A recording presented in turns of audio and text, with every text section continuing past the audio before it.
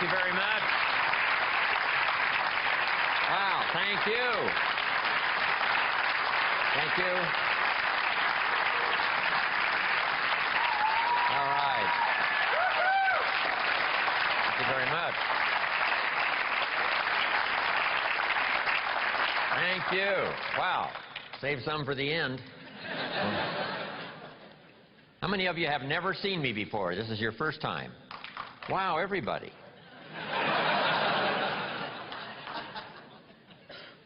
So I'm not so famous after all. Anyway, nice to have all of you here.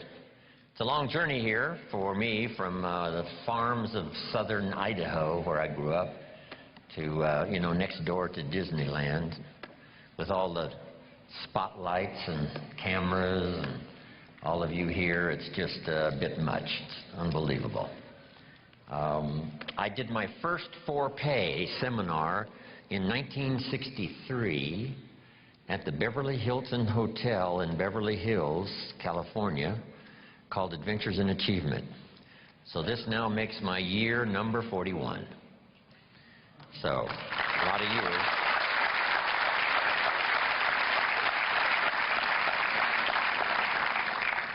And my big purpose now is to keep my journey going. I just got back from Argentina last week, and next week I go to Venezuela.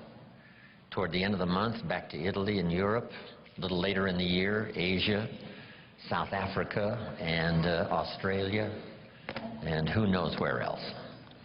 So from my travels around the world, I just really dropped by to say hello and share some ideas.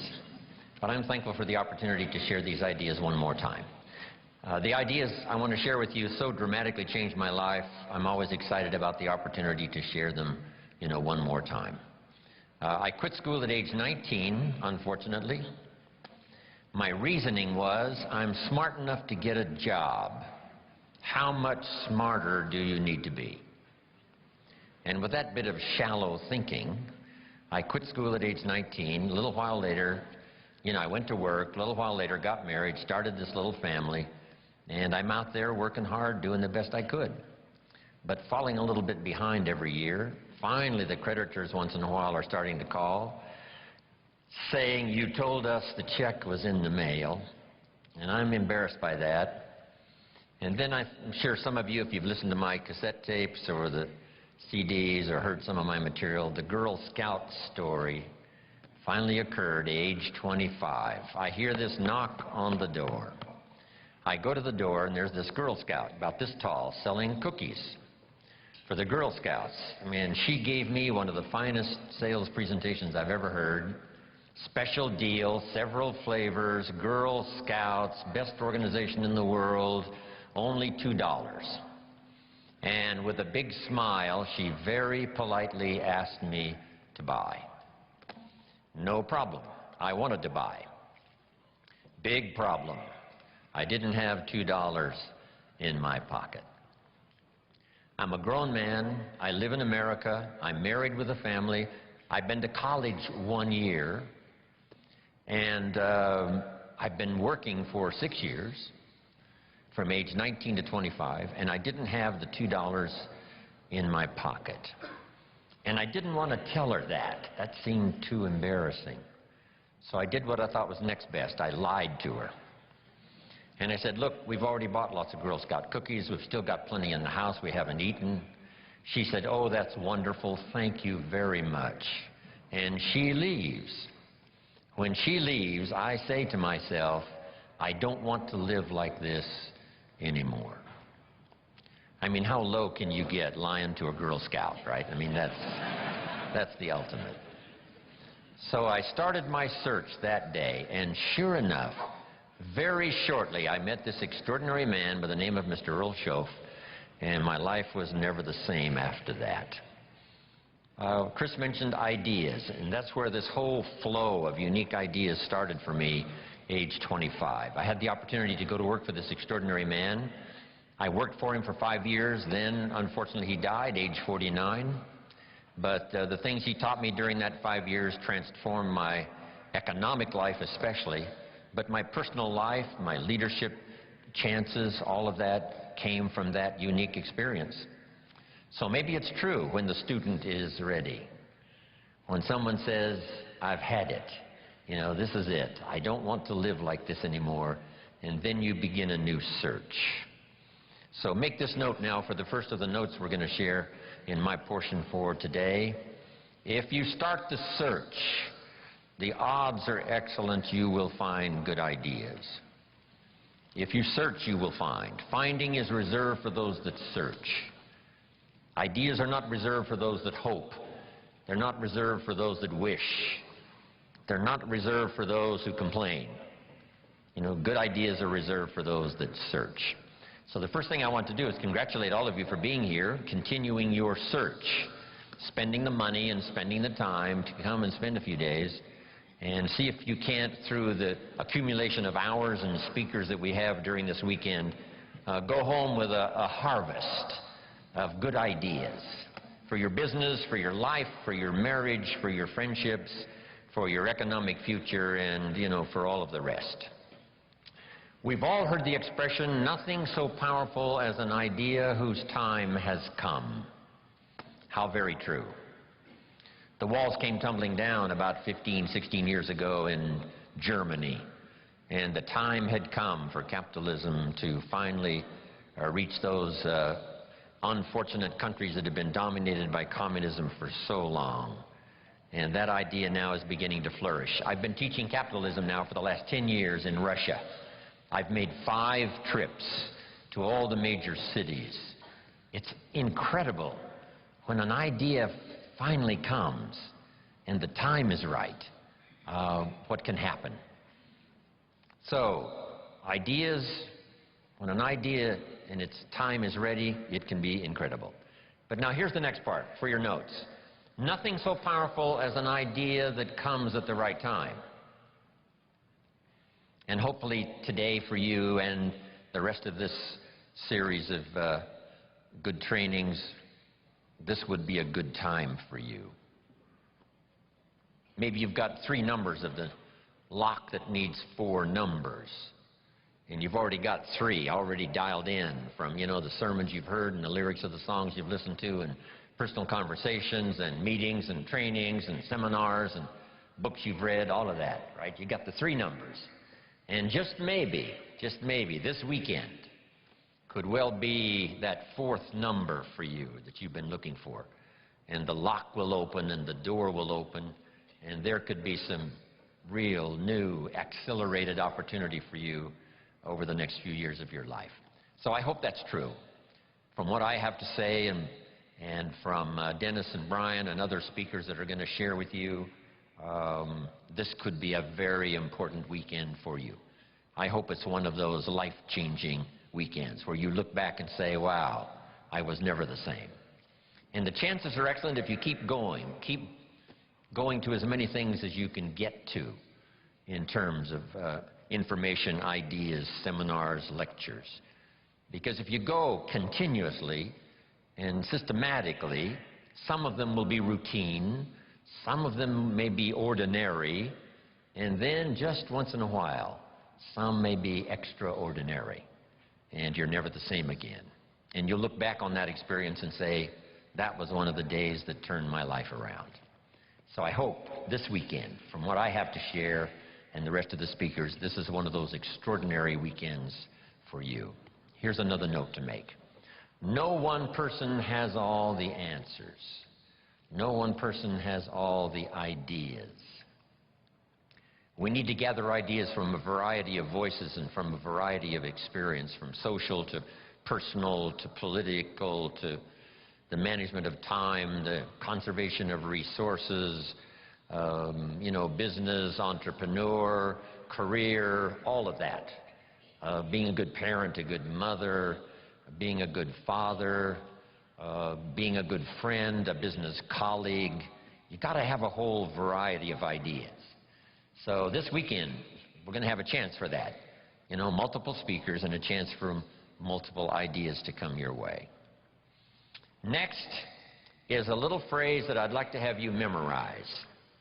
And if you memorize it, I'm sure it'll follow you for the rest of your life. And if you're ready, say, I'm ready. Ready. Here is the phrase. You can write it down as we memorize it. Here it is. From testimonials and personal experience,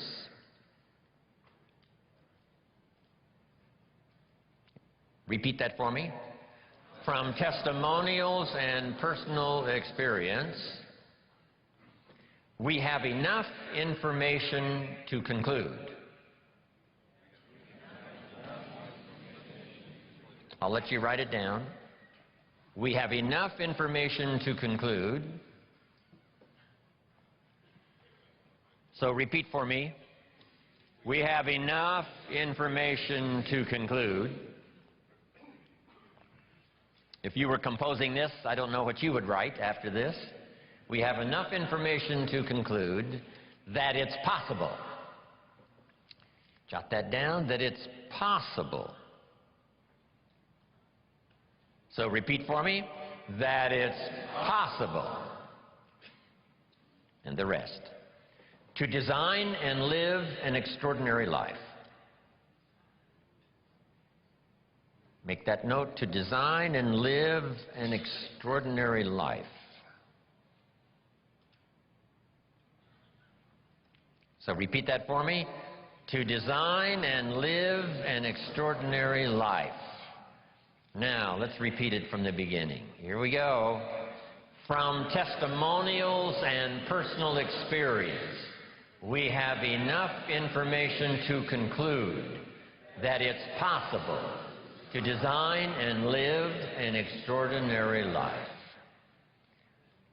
I hope you will give that little phrase some consideration, and here's what's next. I hope you buy the idea that from testimonials and personal experience, we have enough information to conclude that it's possible to design and live an extraordinary life.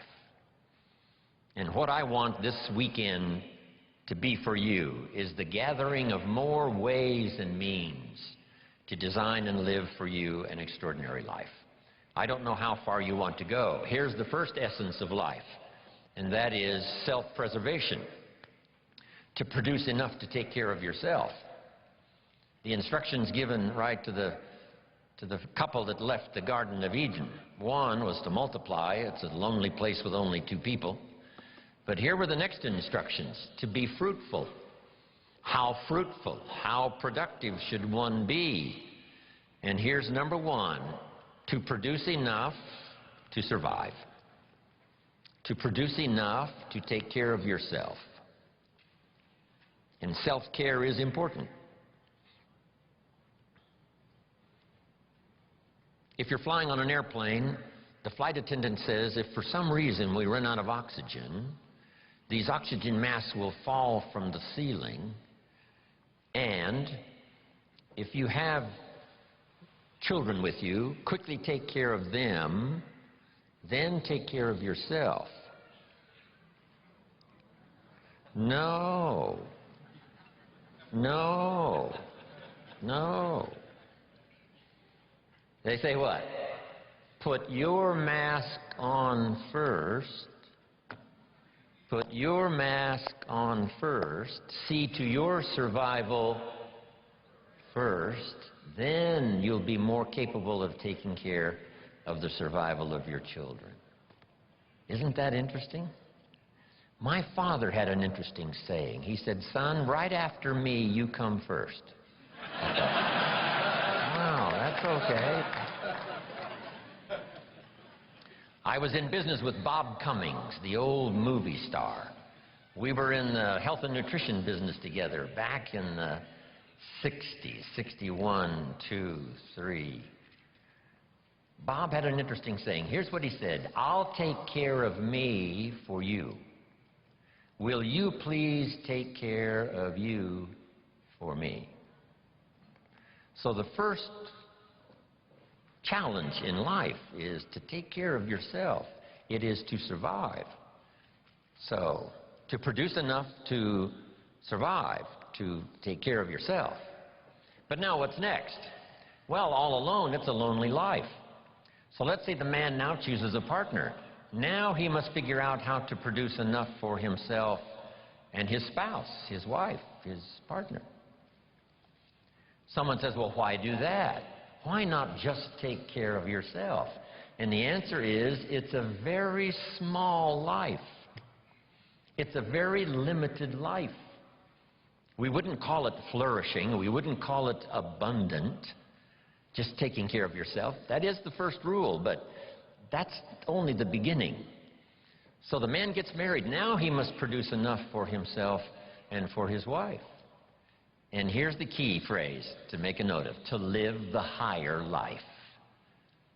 A life of togetherness. The storyteller says, it seems even God didn't want to be alone. He created all of these angels. Right? So, to join with someone, now you must produce enough for yourself, for your partner. Now, is that it? And the answer is no. How about children? Let us have children. That's a unique experience. So now if the man has a wife and now he has children, here's the challenge: to produce enough for himself and his family. Now someone says, well, why take on all of that? Why not just take care of yourself? You could, yes, but you couldn't live this more extraordinary life without taking on the responsibility of having a partner, having some children, and live that kind of extraordinary life. So I think everybody would agree. Now, is that the end of it? No. Here's the next challenge: to produce more than you need for yourself and for your family. Someone says, well, now why start being ridiculous here? Yes, produce enough for yourself. Well, yes, if you want to get married, produce enough for yourself and for your spouse. Now, with children, produce enough for your family, but why do more than that? And jot down the answer: to live a more extraordinary life. So now the man produces more than he needs for himself and for his children, so that he can be a person of benevolence, so that he can give and so that he can share. That's the more abundant, that's the more extraordinary life. To produce more than you need for yourself and for your children. Is that it? Let's take it a couple of more steps. How about producing much more than you need for yourself and for your family? Someone says, well, now you're off the scale. I mean, why work that hard? Why go that far? Why produce that much? Some would say, just take care of yourself. Some would say, just, get a partner and that's it, and then children and that's it. And be a bit benevolent and that's it. But why not go this next step and produce much more than you need for yourself and for your children? And when someone says, why do that, all of us know the answer, right? Why not? If you've got the talent and the skill and the opportunity, why not put all of that together and see if you couldn't produce much more than you need for yourself and for your family? Let's say you earned $10 million this year, and you and your family only need $3 million. Which would probably cover most families, right? Some families are more expensive than others, as I discovered. But let's say $3 million would, cover a big, high percentage. So now if you and your family only needed $3 million for the year, now you have $7 million to give. And someone says what? Why do that? And the obvious answer is what? Why not? If you've got the talent and the skill and the time and the opportunity and the occasion and all this stuff comes together, why not? Let's go one more. How about producing far more than you need for yourself and for your family? And live the far more life. We've heard the story of Andrew Carnegie, right? Andrew Carnegie said this. He built the big steel industry back in the 20s here in America. Here was Andrew Carnegie's goal. I'm going to spend the first half of my life earning money.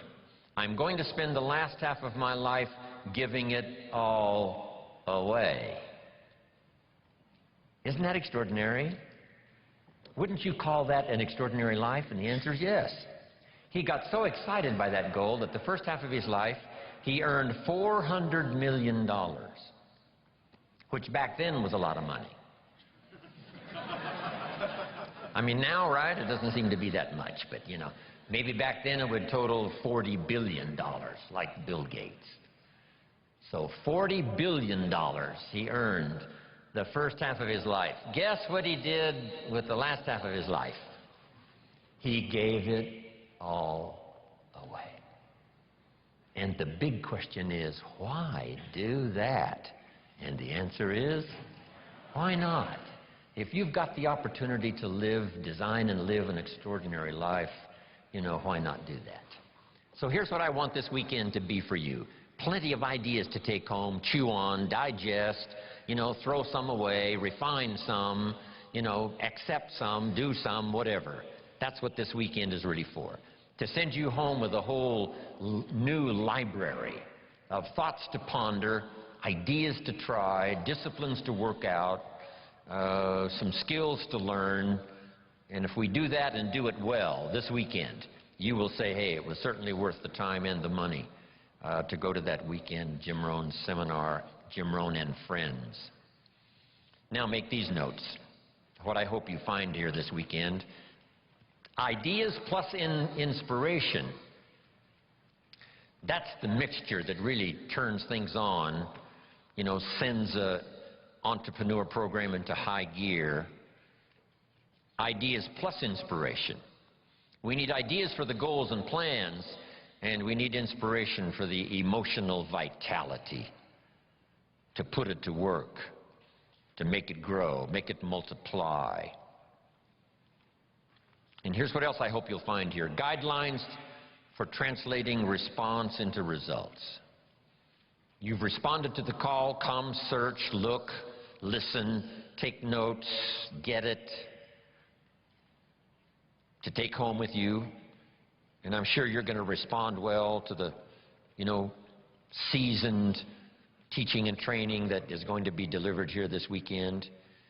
But here's the key: guidelines for translating response into results. Because results is the name of the game. There's no purpose in learning just for learning's sake. Wisdom and faith, as powerful as those components are, serve no useful purpose unless they are deposited. So make a note of the word, deposited. Wisdom and faith deposited into activity. Wisdom and faith put to work now produces a hotel, produces a Salk vaccine, produces a city, produces an institution of learning, produces a career, produces a relationship, right? Ideas and faith, believing that it's possible, that ideas can work miracles, now put to work. So the big job here is getting it all. And so now make the next note. Next is going home and translating it into high activity. Good health activity, a better relationship activity, an entrepreneur program activity, a new burst of speed in your sales career, all of that. That's what I'm really interested in. Because here's what's important to me, is for my name once in a while to appear in someone's testimonial. Make that note. It's one of life's greatest experiences, is when your name appears in somebody's testimonial. Somebody says, here's the person who found me. Here's the person who got me started. Here's the person who wouldn't let me quit. Gave me more reasons for staying than for leaving. Here's the person who believed in me until I could believe in myself. And then they mention your name.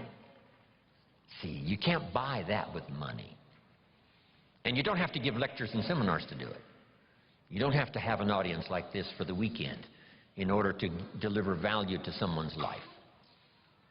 What if you had breakfast with a friend at Denny's 4 years ago, and you recommended this book that really meant a lot to you, and you said to your friend, you've got to read this book.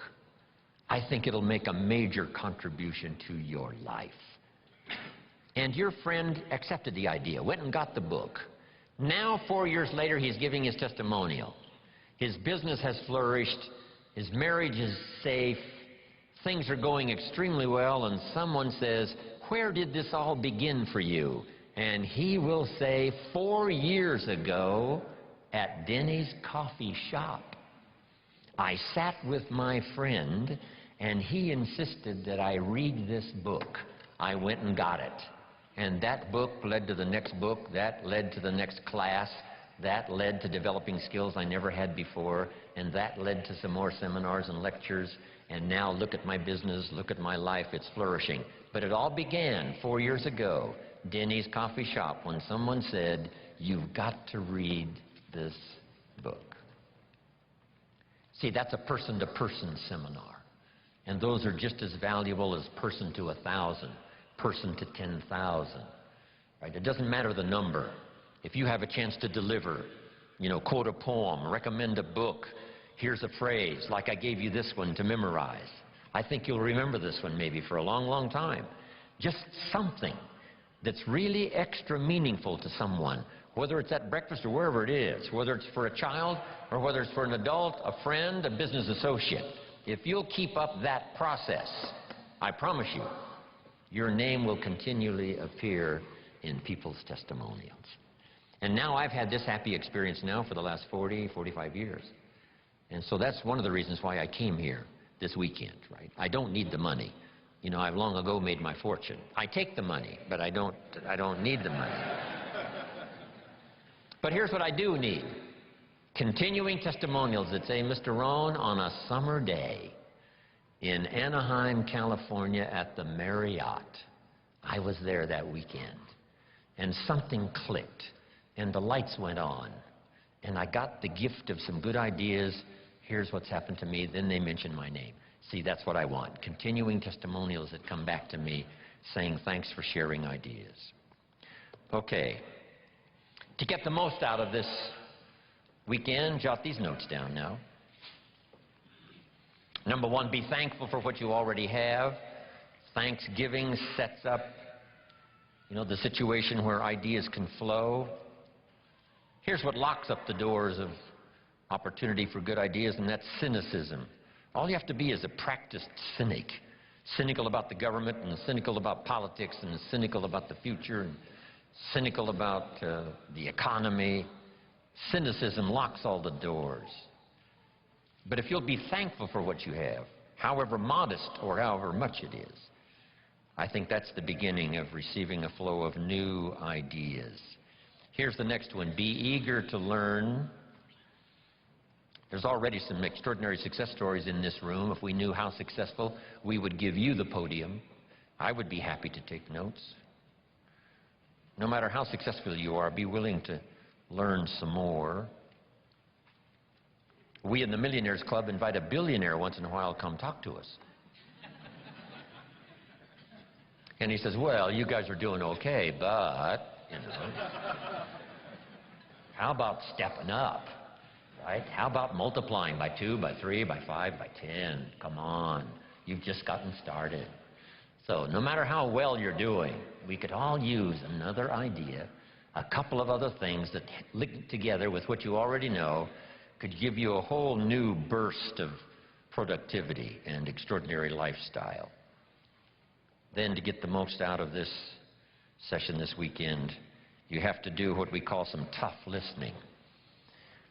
And sometimes it's difficult to gather up everyone's, attention, because our lives really seem to be going on outside this room. A part of our life is going on here while we're here. But some of us, our kids are out there, and our business is out there, and our career is out there, and our job is out there, and everything is out there. So sometimes it's difficult to bring yourself within the, framework, inside these 4 walls, and just really concentrate and do your best to get it all. Because I know how meaningful ideas can be. The name Earl Shoaf, still rings in my mind.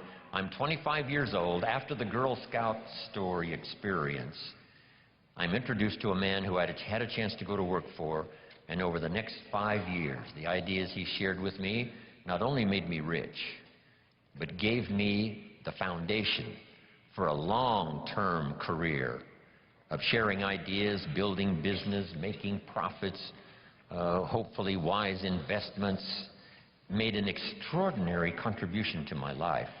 This unique man, he only went to the 9th grade in school. So the things he shared with me over that 5-year period were very simple, very ABC. But that's where I got all of those simple phrases. Let me just review some of them for you very quickly. For things to change for you, you have to change. I kept hoping the government would change and taxes would change and prices would come down and things would get better. And then he said, for things to change for you, Mr. Rohn, you have to change.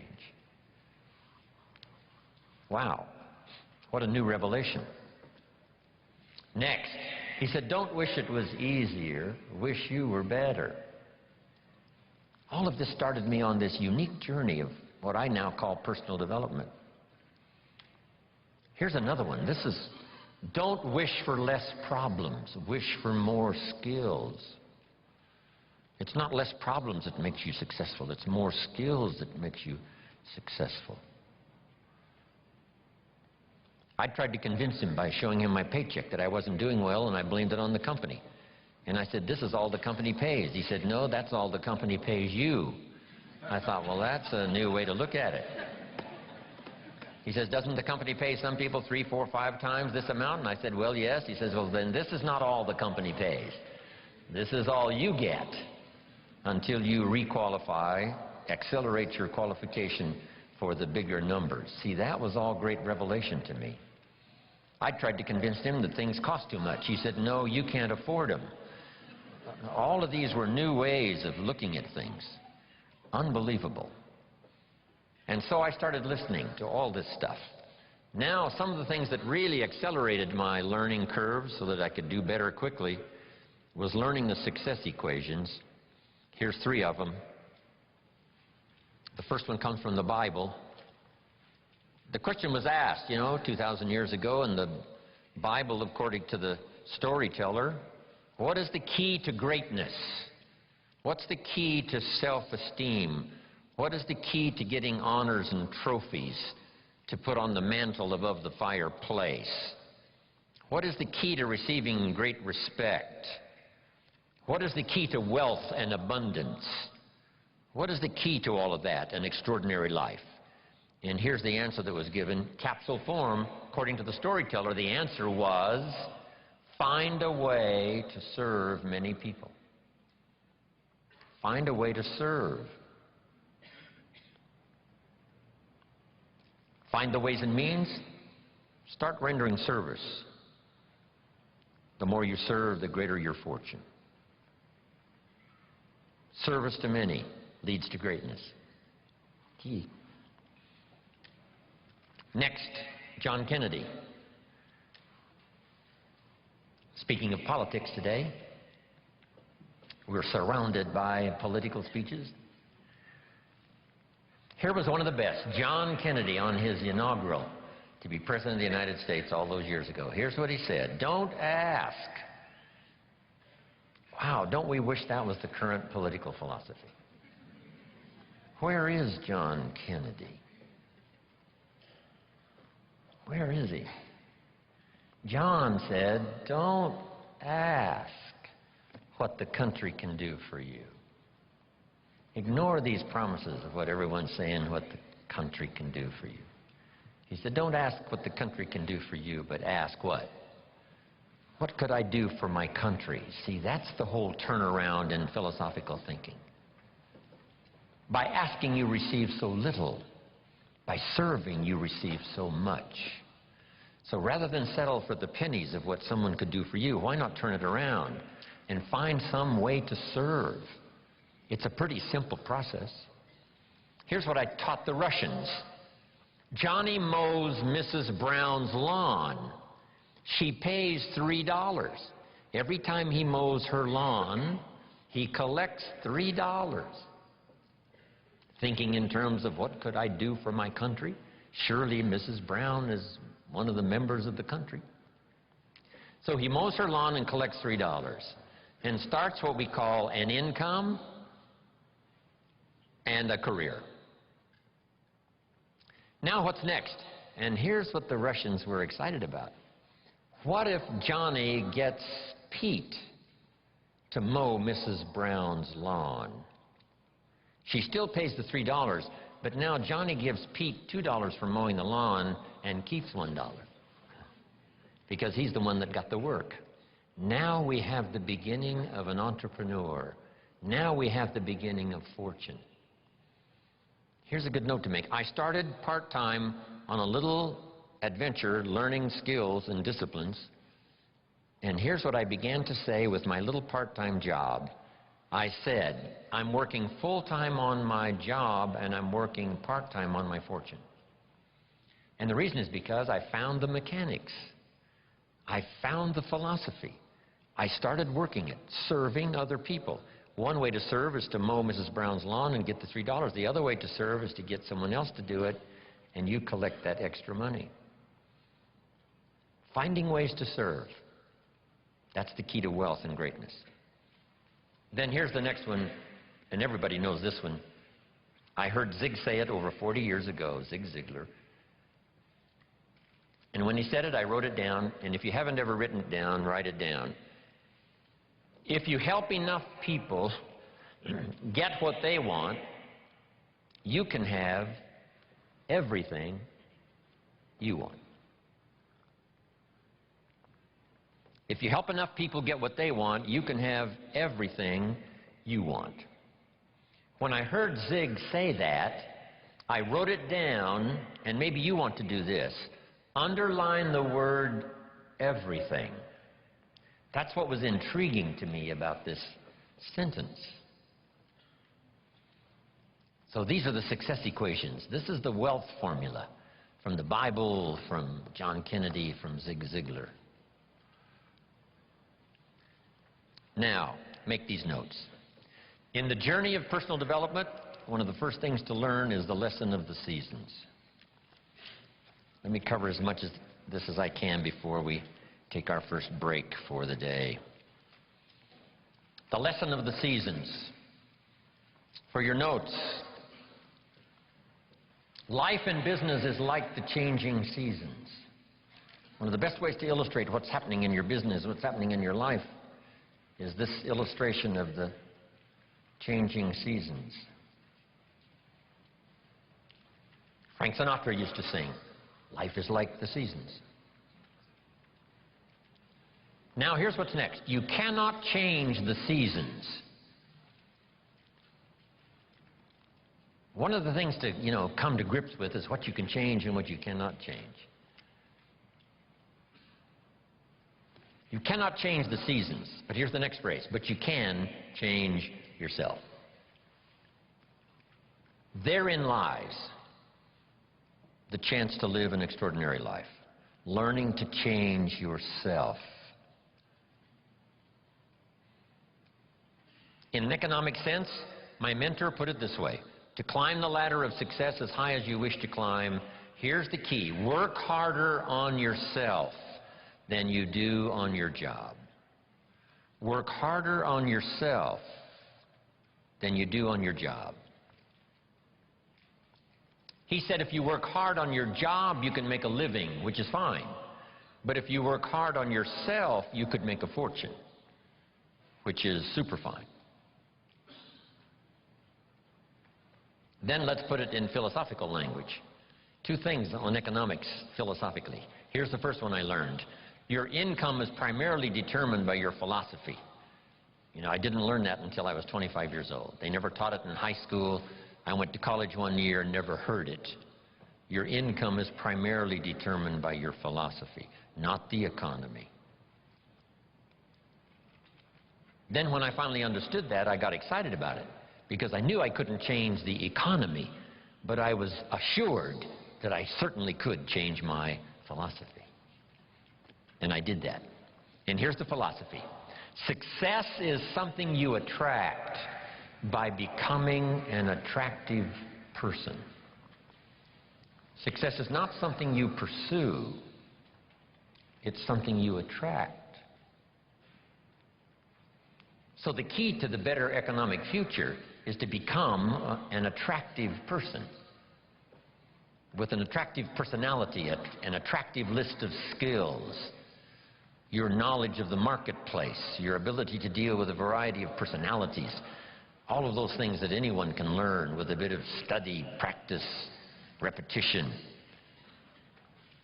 So the key is, you cannot change the seasons, but you can change yourself. But let's talk about the seasons, just in a brief outline here. Number one is the winter time. I don't know where we've caught you this weekend. Maybe it's spring for you, maybe it's summer, you're toughing it out, maybe it's harvest, you're cashing it in. If we knew the story, we'd let you lecture. But maybe for some of you, it's one of those winter times. Personal winters, social winters, economic winters. There's a variety. So what about the winter? Make this note, it always comes. So you got to be prepared. Hopefully you've done your homework. You're ready and prepared for this winter more than you were some others that have come into your life where you were less prepared.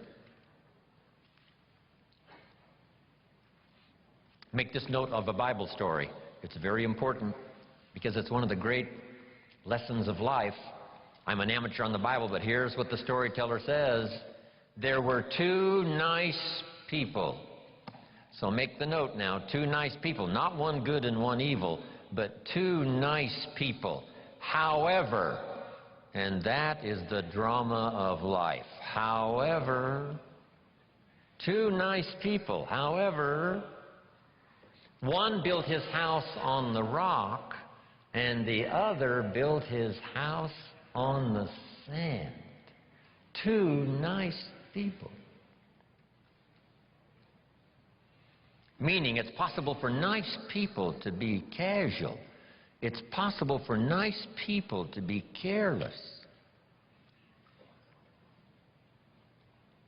And sometimes you can be careless and lose your life. Not evil, just careless.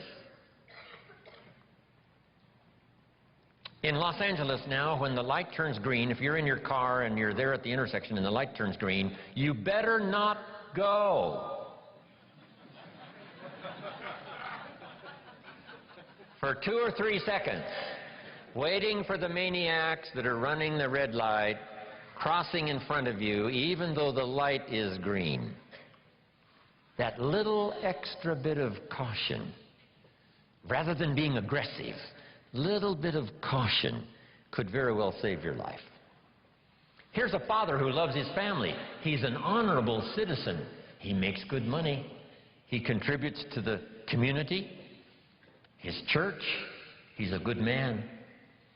But this morning he's in a hurry in Los Angeles, late for an appointment, and he's pushing it with his automobile. He comes to the intersection and the light turns red, and a little voice in his head says, "Go ahead, you're late. You can make it." And now he's dead.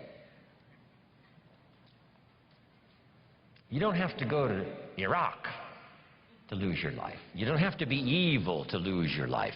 All you have to be is a little careless at an unfortunate moment.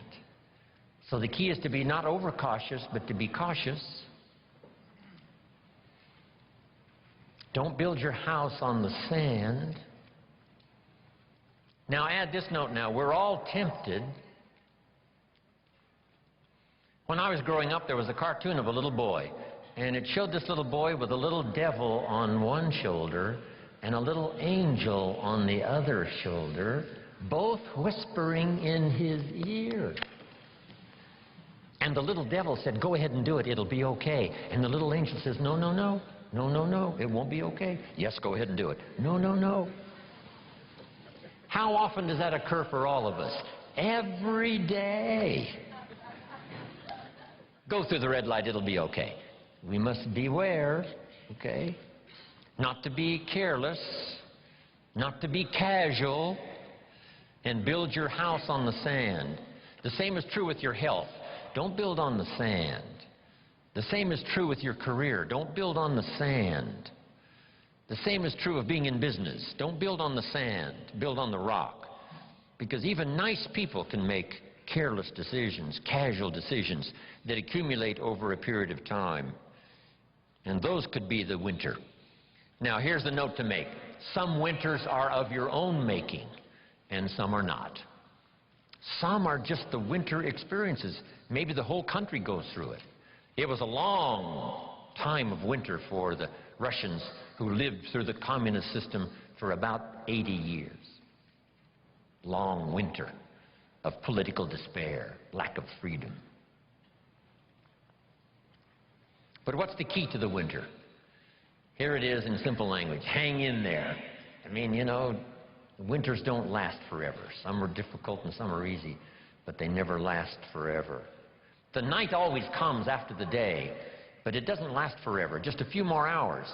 And if you hang in there, say your prayers, gather a little strength, you can make it through the winter and the night. So winter time. Here's the next season now, the season of spring. Make this note. My definition of spring: opportunity. Spring is not a guarantee that you're going to have a harvest, but it's the opportunity to plant one.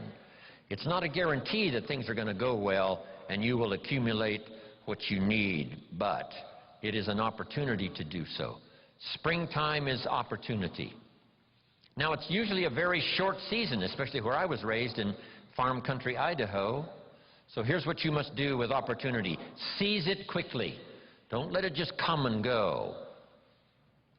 When the window of opportunity is open, to borrow a little space language, when they get ready to shoot the rockets or off into outer space, there's a window, they call it, of opportunity to go, not go, when the weather's right and whatever. But if you wait a little too long, the window closes, and it takes a while for it to open back up. So this is the key. Take advantage of the spring, such a short season.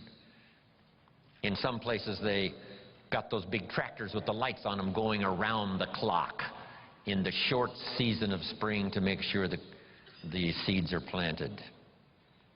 Take advantage of opportunity. Take advantage of opportunity to meet someone who could be a colleague for your future career. Take advantage of the day when it arrives, because the day will soon finish. Take advantage of the year, because it will soon close. Take advantage. Now here's the next season. One of the greatest illustrations of life is in the third season, called the season of summer. And here it is in simple capsule form. In the summer, you must do two major things. Here they are for your notes. Number one, nourish and give life like a mother. Nourish and give life like a mother. Next, protect and defend like a father. This is called the work of summer.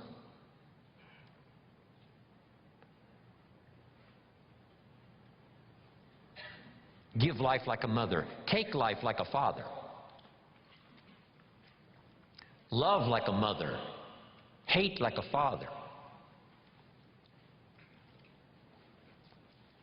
Any father would say to whatever threatens his family, take 2 more steps toward this family, you'll cease to exist.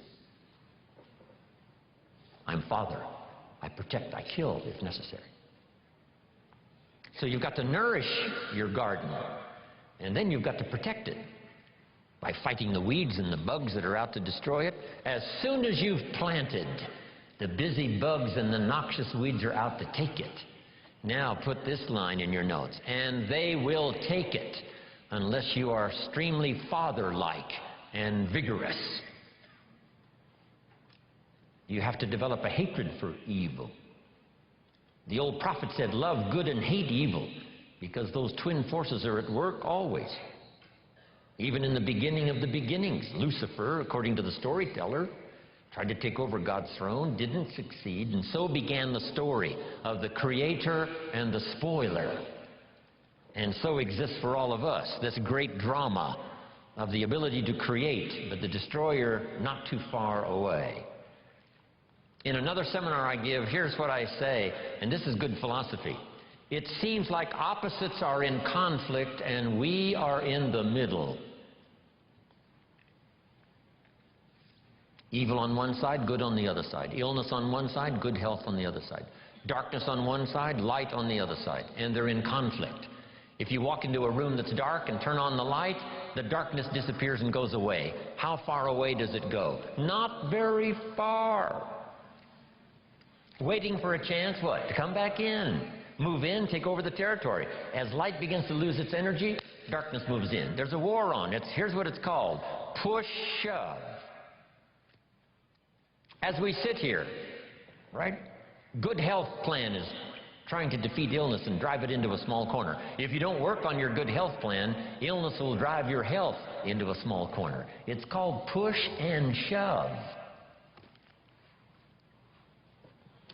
In your bloodstream, there are red corpuscles to nourish like a mother, and white corpuscles to fight and kill like a father. Thank God for white corpuscles that think negative all day.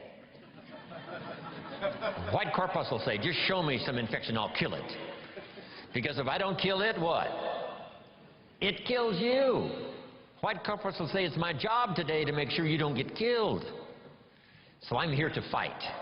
Have you got that now? Red to nourish, white to fight.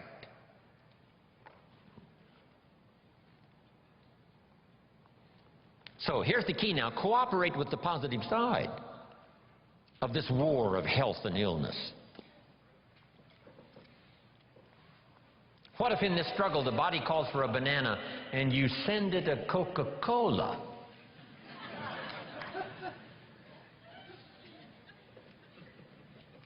And now the body has the right to say what? Whose side are you on? I'm working day and night to drive illness into a small corner and keep you healthy, and you keep sending me the wrong stuff. Come on, just a little cooperation here, and we can win this game. But see, if you don't do your push-ups. And what was that little voice in my hotel room this morning that said to me, Jim Rohn, you don't have to do your exercises this morning. You're running a little late.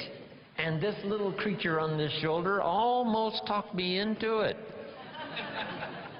And the little angel says what? No, no, no, no, no, no. Fall on the floor one more time. Do those push-ups, a few crunches, a little modified version, yes, because you are late, but you got to keep up the pace.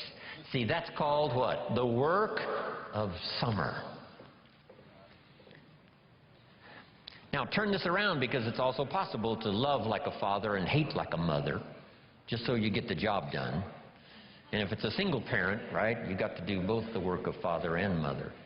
It's extraordinary. But mother is capable of hate and defense and protect. Because I think years ago, Papa was off providing, Mama was home protecting. So she developed these instincts of danger in order to protect her family. Women are good. Women are unusual. They have this antenna that picks up all the stuff, especially danger. In the middle of the night, the baby cries. Mama's awake. Papa sleeps. Mothers sleep near the surface, and the least little movement or sound, they're awake. It's built in, the female mother, that instinct. She says to her husband, go look, something isn't right. You know, downstairs. He says, no, everything's fine. She says, go look.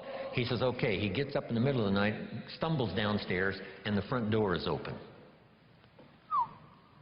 How did she know? They just know. I don't know how they know. They've got this instinct, especially for danger.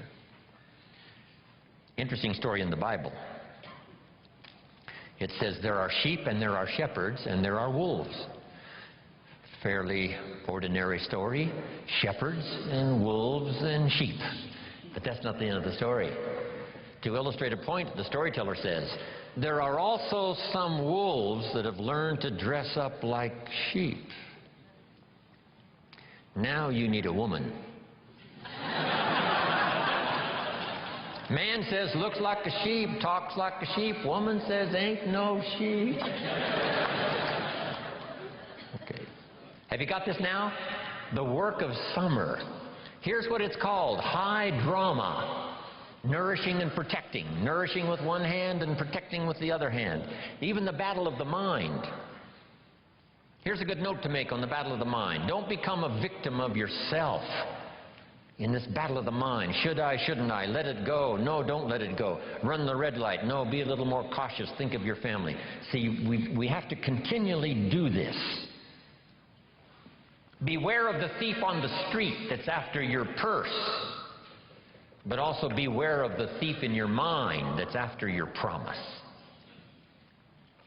That little thief that says you're too short, you're too tall, you're too old, you've never done it before. What makes you think you can do it now? Nobody in your family has ever done it. In fact, if you start, they'll all make fun of you. It's called the thief in the mind that steals the dream and steals the promise, makes you less effective than you should be. Here's what you must do: battle with the mind. Now, what's the purpose of all of this opposites in conflict? Here's what I think it is: to create high drama. God wishing it to continue on earth as it did in heaven. I guess that's the best conclusion I've come to. Because here's the last of this now. Would it be possible to win if you couldn't lose? And the answer is no, it doesn't seem like it. If you took a football today and put it under your arm and we went with you to the nearest football stadium, and with that football under your arm, if you walked across the goal line, would we call it a touchdown? And the answer is no, that's not a touchdown. It's not a touchdown until you face the 350-pounders that want to smash your face in the turf. And if you can muscle by them, and if you can dance past the secondary with the football under your arm, cross the goal line, now we call it a touchdown. And maybe you won the game, and maybe you won the championship. So jot this down now. High drama is the order of the day. I guess so ordered by God himself. High drama. But that's what makes life so unique, so challenging, so much opportunity. A chance for fortune and a chance for failure.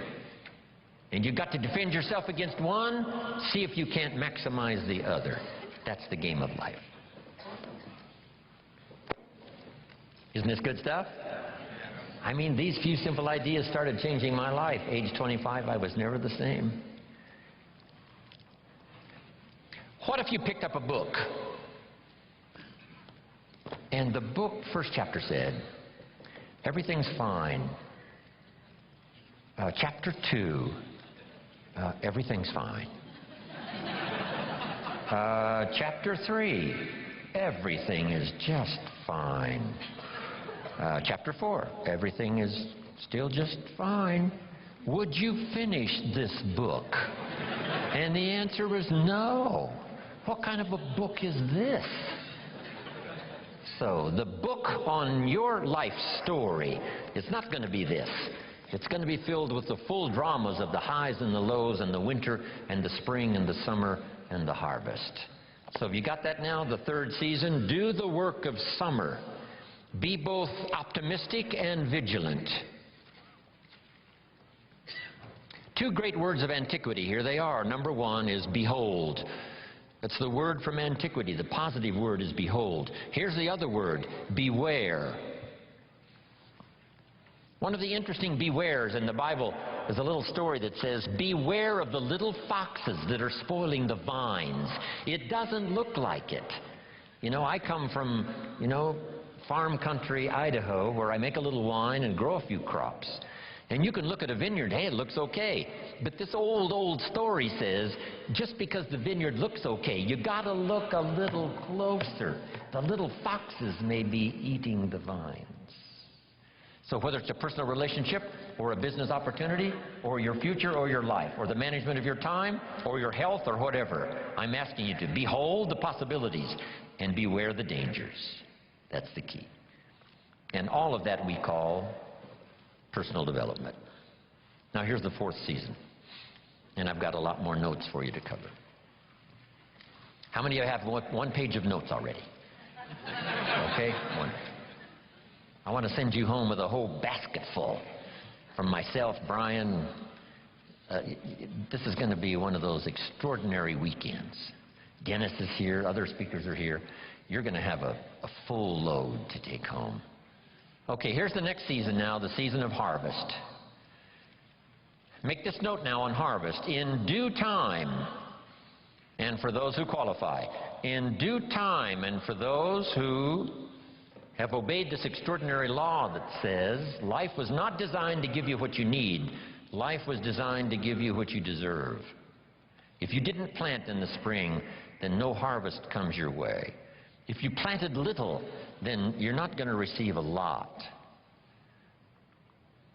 And here's the key now for the harvest. Number one, whatever it is, offer no complaint and no apology. If it's a fantastic harvest, you offer no apology. If it's not much, you offer no complaint. That's the highest of maturity. No apology, no complaint. But here's what you can do no matter what it is. Go back to work in the spring. Because, write this down now, spring always follows winter. If the harvest wasn't good and the winter was tough, the promise is another opportunity will come your way.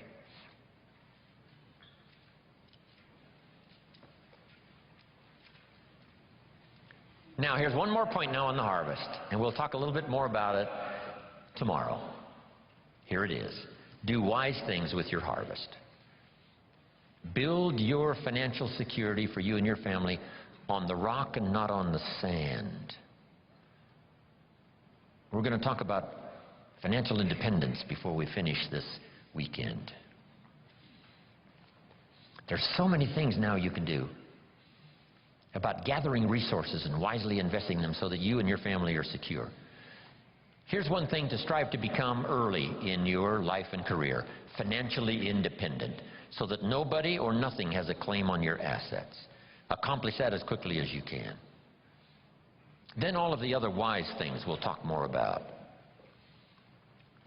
Sarah Alfaro in Mexico came to my seminars and lectures 10 years ago. Single mother, 4 children, no job, no home, no car, no money. And she only had $1 American to invest. Now she makes about $40,000 a month, and she's rich and now quite famous. Sarah Alfaro in Mexico. Here's what I taught Sarah back there 10 years ago. Don't buy the second car until you've bought the second house. It's not cars that makes you rich. It's houses that make you rich. If you bought a condo in Carmel just a few years ago for $250,000, it's now worth $800,000. I got a call the other day from Sarah, thanking me one more time for my training. And she said, Mr. Owen, you'll be happy to know, I just finished paying off my 3rd home here in Mexico, so today I'm going shopping for my 3rd car. Isn't that good? Unbelievable. Remember, how long ago was it when the idea finally dawned on somebody? If you paid 1 extra payment a year on your 30-year loan, you could pay it off in 15 years and save more than the price of the house. Wow. Just a little bit of information and then a little discipline to see it through, and the change for your harvest can be unbelievable. We'll talk more about that later on in the program. Now, jot these notes down. Personal development involves 3 parts. First part is physical, take care of yourself. My mama studied and practiced health and nutrition when I was a boy growing up, paid off. Extended my mother's life at least 20 years, according to the doctor. Mama was a fanatic. Mama was a health nut. Some of the stuff she mixed up for me and my father and for herself, she would say, if this stuff don't kill us, I think it's going to help. And we would gag this stuff down. Mama read, Mama searched, Mama tried. Back when, vitamins and all that stuff was fairly new when I was a kid growing up. Mama did all that research. My father lived to be 93, never had a major illness. Mama extended her life 20 years. My father never did retire. When he died, his paycheck was waiting for him. Thanks to my mother. And I've been in splendid, excellent, good health all my life. And come September, I'll be celebrating birthday number 74. Right? Thanks to Mama.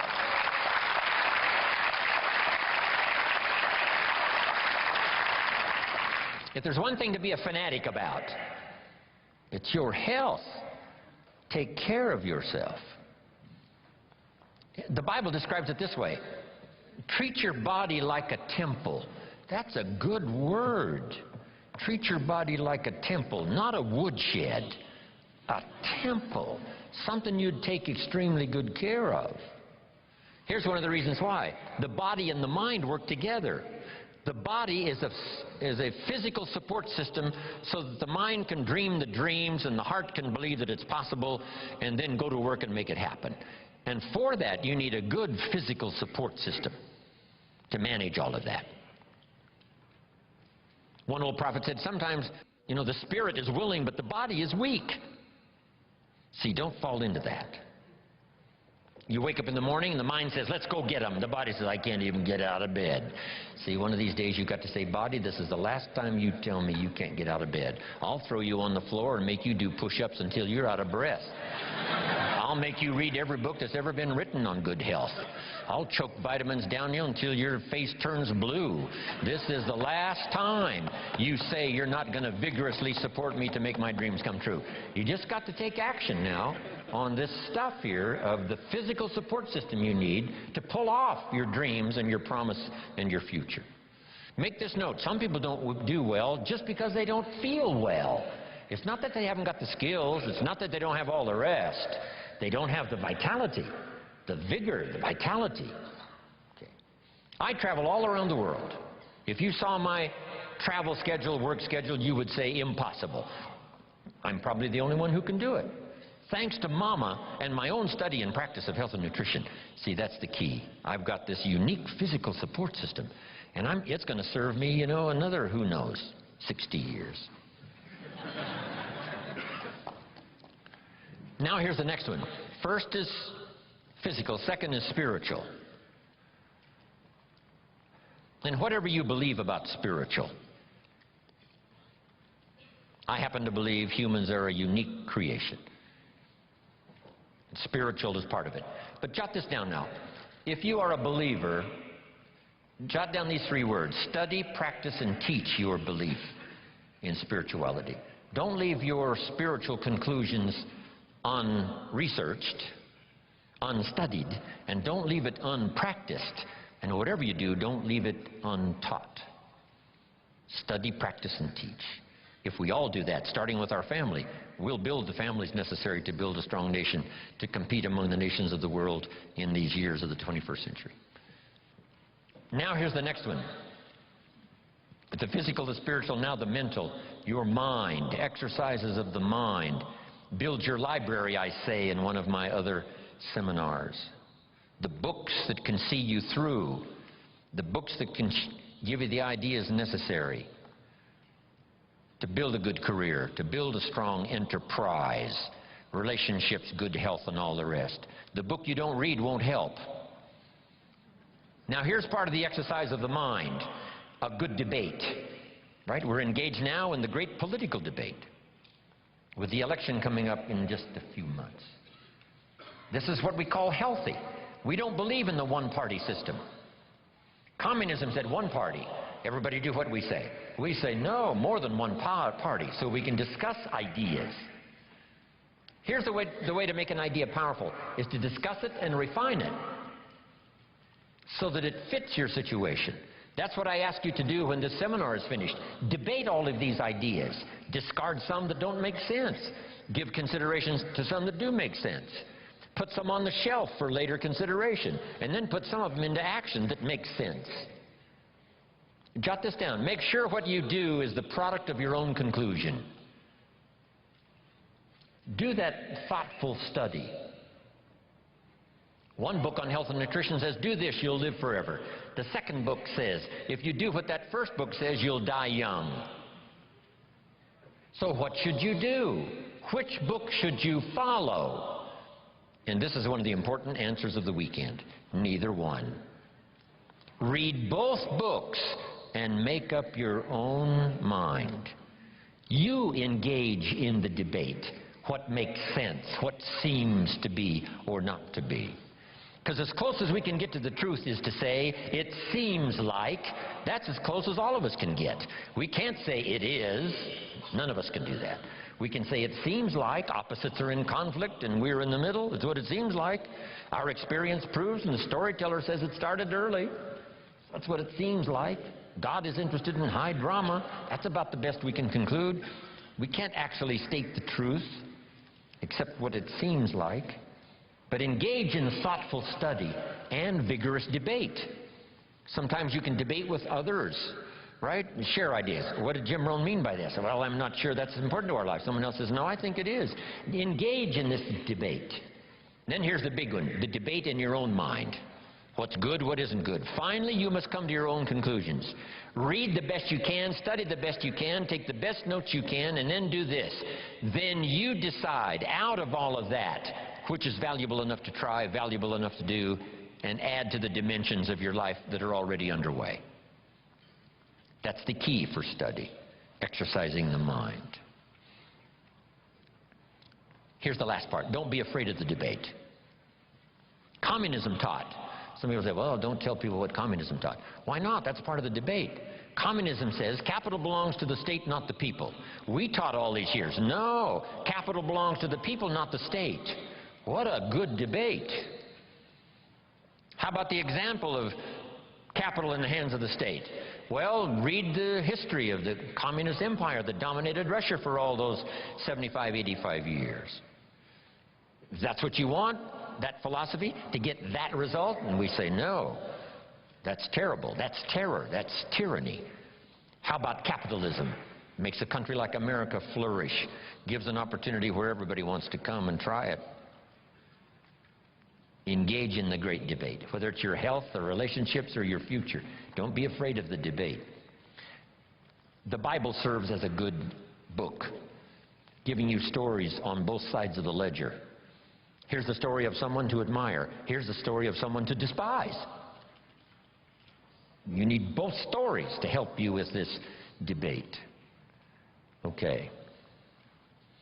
Now here's what's next. Develop these 5 abilities in your personal development quest. To be the best you can be, produce all you can, far more than you need for yourself and for your family.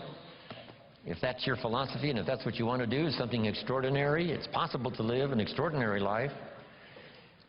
Here's the challenge, and it's going to be working here this weekend. Number 1, develop the ability to absorb, the ability to get everything.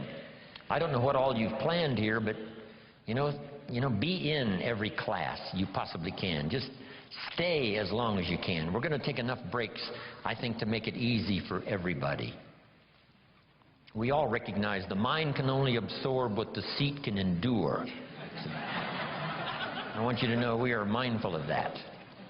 But the key is not to be careless in the gathering of knowledge, not to be casual in the ideas that could double your health, triple your income, accelerate your career, secure your fortune, amplify your harvest. So don't be careless in the gathering of ideas. Absorb every one you possibly can. Here's the next ability. Develop the ability to respond. Let life touch you. Let the stories touch you. Let the drama touch you. 12 months ago, I was in India. I lectured in 4 major cities in India. That was like my 4th visit to India. Once again, I was touched by the drama of such extremes of poverty and wealth. If I was given the assignment, Mr. Rohn, see what you can do with India, I would say, what could I do? What could I do? Where would you start? Let the drama of that affect you. Make you more sober in your reflections about life. And then say a prayer. That what you couldn't do by yourself, maybe a collection of people can do. Maybe the future will find some answers. A prayer would help. Let life touch you, but don't let it kill you. Let sad things make you sad. Let happy things make you happy. Don't shrug off always those times of bitterness that come and sadness that comes, and your heart is struck like a bullet, hits it. I'm not saying give in to it. I'm saying let it affect you, because that's part of the drama. The old prophet said what? There's a time to laugh and there's a time to cry. And then it said, be so sophisticated that you learn to laugh with those that laugh and also learn to cry with those that cry. Allow yourself to be touched, moved by the drama. Be touched by good ideas. Be touched by opportunity. Be touched by someone's unique little sentence that might cause you to open your eyes to see things you never saw before. Here's the next ability. Develop the ability to reflect. Part of this is in the challenge when you go home, not to just put these notes away, but to get them out maybe fairly often over the next 30 days, 60 days, 90 days, just to review the notes, to drive the ideas a little deeper, to come up with a little more refinement. And if you go back over these notes, I promise you, there is something you will discover that you just didn't have the time to discover while you were taking the notes. Because in taking the notes, you're working as hard as I am. Right? Taking the notes, trying to listen, trying to decide what to write down, how to compose it in a small sentence if I've, said a long sentence, how to edit it as you go. That's why review is so important. Go back over it again. Go back over it again. Here's what I call it. Run the tapes again. The tape in your mind and the tape from your notes, and see if you can't capture something you might have missed. Or to develop an extension of something you got now that by going back over it now you can see, now I see. Here's what I could do with that might multiply the value of my life by 2, by 3, by 5. Here's a good time to reflect when the day is over. How did it go, and who did you see, and what did you say, and what mistakes did you make, and what did you leave out that you could correct tomorrow? Reflect at the end of the month. 30 days, that's when you usually do the accounting for your business and the company and the corporation. Do the accounting for your health. If you needed to lose weight, how many pounds have you lost? Just do a good reflective accounting. I'm trying to do a little study now on the value of the seventh day. Here's another thought to consider on the value of the seventh day. It says labor the sixth, and the seventh is a special day. Rest, relax, spiritual, church, family, friendships. So jot this down for the seventh day. Multi-purpose seventh day after 6 days of work. Multi-purpose. And here's one of the purposes of the seventh day, I think, is to review the previous 6 days. How did it go? Where did you stumble? What did you miss? What should you have thought of that you let pass? Who didn't you see? Just review the last 6 days. What went right, what went wrong, what's there, what's missing. Then here's what you do. Now plan the next 6 days. With this information of the last 6, plan the next 6. I call it multi-purpose seventh day. Reflect, go back over, then design, plan, refine, and deposit the experience of the past 6 days into the adventure and activity of the next 6 days.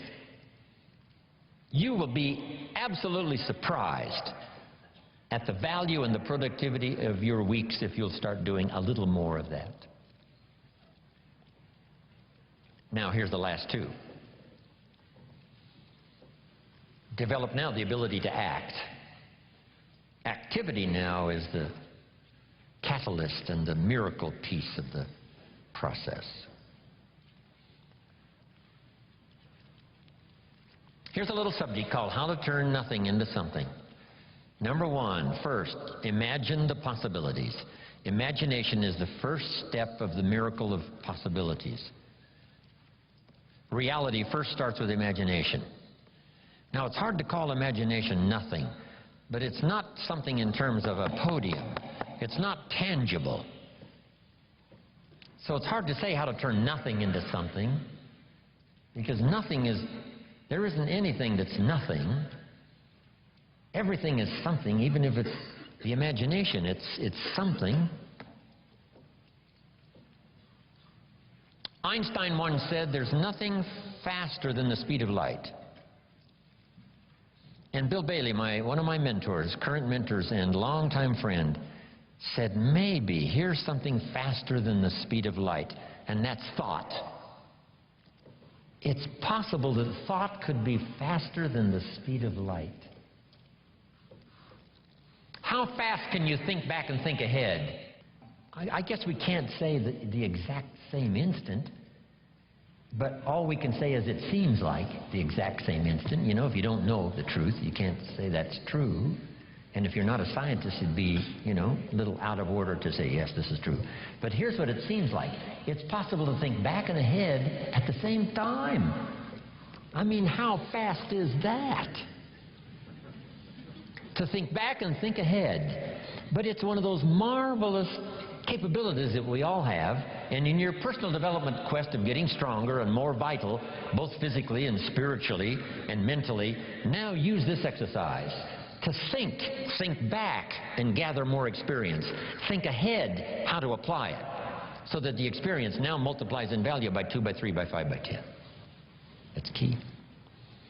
Now, how to turn nothing into something. Number 1, imagine the possibilities.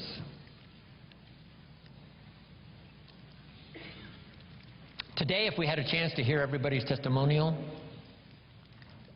of how you got where you are, some of you went from nothing to something, some of you went from pennies to fortune, and if we had a chance to hear everybody's story here today, took the time, guess what those stories would conclude?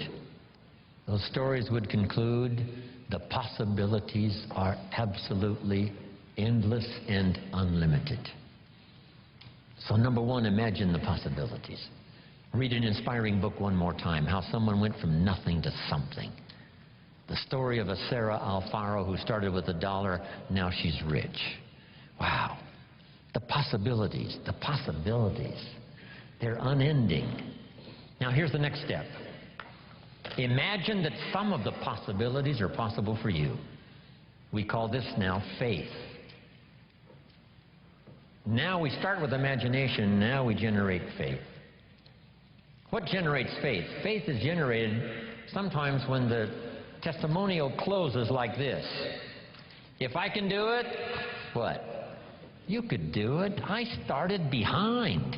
I started under the basement, not in the basement. I started with debt, not surplus. I didn't start with pennies. I had no pennies. Debt's up to here. Finally got it turned around. Now everything's flourishing. That's what we want to hear. And then someone in a testimonial like that says, hey, if I can do it, you can do it. Here's what that does. Reassures our faith. Keep reading, keep listening to the testimonials. 1, that excite the imagination as to the possibilities. And number 2, helps faith to occur. That what's possible for one is possible for another. Now here's the 3rd step of faith. Or the 3rd step in the miracle process. To deposit your imagination and faith into high activity. Disciplined activity. Not just activity, but skillful, disciplined. Take the classes to learn the skills. Get around people that'll teach you the disciplines. And then deposit your imagining the possibilities and believing that it's possible for you. Deposit that now into what we call high activity. Make this note now. Activity finishes the miracle process of turning nothing into something. Activity finishes the miracle process. I'm positive that's why the formula was given of 6 days of working miracles and 1 day of rest, to ponder how it's going. How is my miracle working process working? Have I missed some? Devote 6 days to the working of miracles. The 7th day to rest and reflect and go back over, and a bit of study. Yes, spiritual, yes, church, yes, synagogue, yes, family, yes, social, yes, friends. But see if you can't now come up with a plan to increase your activity or refine your activity. Sharpen it so that it produces major results. Here's the next one. Take joy in the work. I couldn't wait to get here. today to share my story one more time.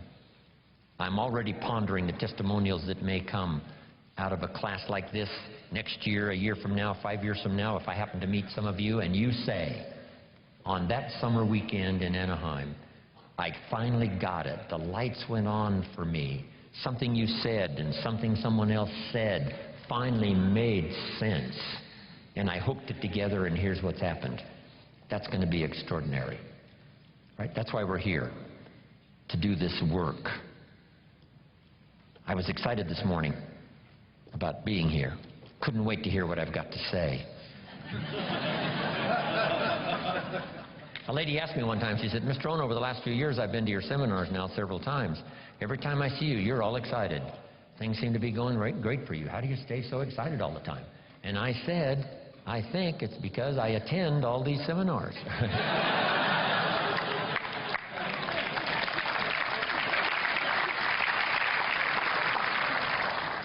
Because make this note now, because it's very valuable. If you struggle to make something clear for someone else, it helps to make it more clear for you. If one person listens and one person speaks, there is the opportunity for transformation for both. The listener to be enlightened, to see something he never saw before, but the speaker to be better educated on how to present it by struggling with the language. Words are clumsy sometimes when you try to express what's going on in your head, let alone your heart and spirit. But the more you struggle to make it clear, the clearer it gets for you. So that both the listener could be transformed by what he hears, and the speaker could be transformed by the exercise of speaking, trying to make it clear. We're going to talk later about communication. It's almost a godlike quality, communicating, inspiring other people with your language. Now here's the last part, and I'm finished, and we're going to take then about a 10, 12-minute break, maybe 11 minutes.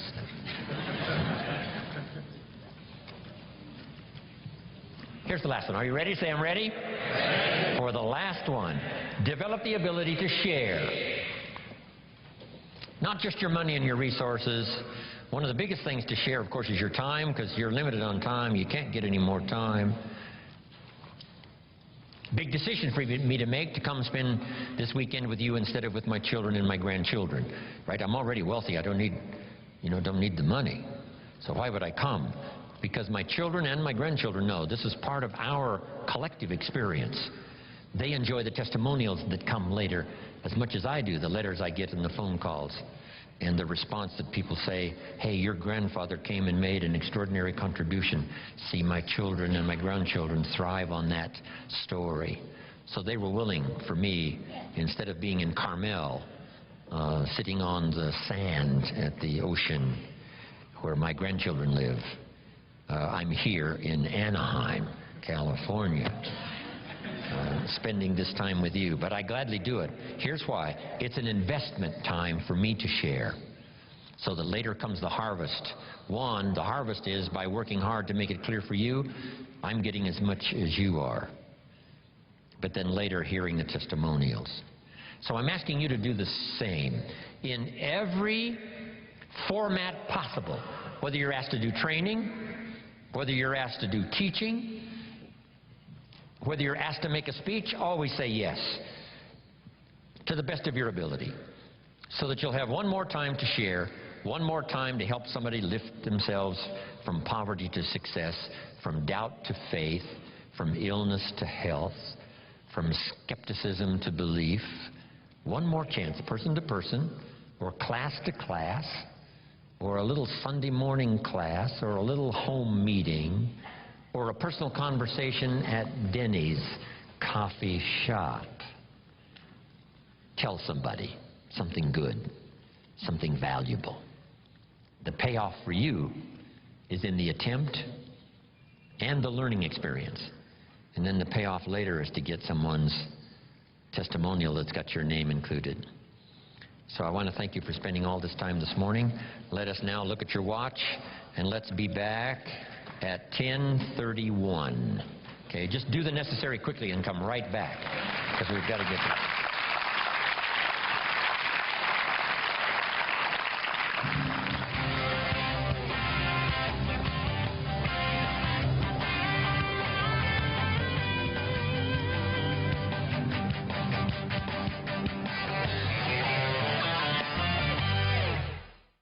My name's Jeff Roberti. I live down in Sarasota, Florida, and I've been in network marketing now for 20 years. I got introduced to Jim Rohn back then. He's one of my original mentors, and some of the things he shared with me just changed my life forever. I've been a big student. I've kept myself in that learning environment, learning and growing with the books and the tapes, and like this weekend being here at this live seminar, and being able to spend 2 or 3 days with Jim and some of the other speakers is wonderful. And it's changed my life. I was a broke waiter, and in the last 20 years I've been able to earn in excess of $50 million in the network marketing industry. So thank you, Jim, and thank you so many others. My name is Orrin Hudson, founder and president of BeSomeone.org. Oh, it's like getting a blank check on the future. I've, learned so much, and some of the principles that I've learned for the last 30 years that I've known Jim Rohn has really transformed my life. I can remember when I was in the housing project, I couldn't afford his book, so I went to the library and they ordered it from another library that they didn't have. And just 30 years ago, I'm living my dream because of some of the concepts that I learned from Jim Rohn. For my life to get better, I had to get better, that no one was coming to the rescue. And when I learned this principle, my whole life has changed, and I started doing the things I need to do to be successful. When I realized that it was only me that could save myself. I recommend anyone in the world to really visit Jim Rohn. I bought all of his product and to distribute them to my brothers and sisters. I think what he's doing is the best teachings on the planet. My name is Cindy Goodwin, and I live in New Hampshire, and I educate others for a living. And I'm constantly learning from Jim, and his personal philosophy about taking care of yourself for others so others can take care of themselves for you is something that we talk about in my house and with my students, and it's great. I'm still learning every day. It's why I'm here. Okay. My name is Frederick Talon. I'm coming from Belgium. The reason why I come here to watch Jim Rohn, because he's a great inspirer. We read many books of him. We love him. And I would like to have his knowledge to help other people reaching the maximum in their life, and also want to follow them in his steps into the future. Hello, I'm Suzanne from Belgium. The reason that I come here is because we had a couple of trainings before of him. He already inspired me a lot. Our personal life has changed a lot. Also the financial dreams are coming true now in our life. We have more financial freedom. We help also a lot of other people also improve their life in health, but also in financial freedom. And it's really changing a lot of people, and that's what we like about Jim Rohn, and that's what we want to give. That's the reason why we are here. Hello, I'm Geert Wells, also from Belgium. Almost 1 year ago I started with the 1-year plan from Jim Rohn, and the first 3 months already was incredible what happened. Just unbelievable in 90 days. So when we get the possibility just to attend the event, for me the decision was quick made. I want to go to see everything live and see what happens afterwards. It's just incredible. I was working 1 year hard work and nothing changed, and then with 90 days, already just the first 90 days, I doubled my income in 90 days. I get a huge organization, a lot of people who like to work with me. I like to work with the other people. It was just incredible, only the start already. My name is Michael Bennett. I'm from Phoenix, Arizona, and I'm in direct sales, and I love Jim Rohn. When I first heard his tape about planting seeds, I listened to it like 15 times. And to see him in person is awesome because he's one of those people that speaks right to the soul of people, whether you're new in this business, you've been in this business a while. He's just an awesome guy. He's like a mentor that you can put in a CD or a tape. If you want to understand the cream of the crop and understand where it all comes down, come see Jim Rohn. Listen to Jim Rohn because he's the guy that taught most of the other people that inspire and motivate us. Hi, my name is Charles Kelly. I'm from London. I've come here to see Jim Rohn. The reason I wanted to come here and actually see him is to see if he was better live than he is on tape. And I think so far he has been better live than on tape. This morning, I think I've got out of the situation this morning is he said, he keeps saying, why not? Why not go for it? Why not do something extraordinary with my life? And that's what I'm going to do. Thank you very much. My name is James Blakemore, and I'm from Midland, Texas. About 8 years ago, I had the incredible opportunity to hear a gentleman speak. His name was James Rohn, and the 2-day seminar that I attended changed my life completely. I went from a person who was not even entitled to success to understanding why You become what you earn what you become, and you become successful by what you become. I continue to listen. I consume everything that Jim Rohn puts out. I attend every opportunity. At every opportunity, I attend every seminar, meeting. Anytime I can get in front of the man, I do.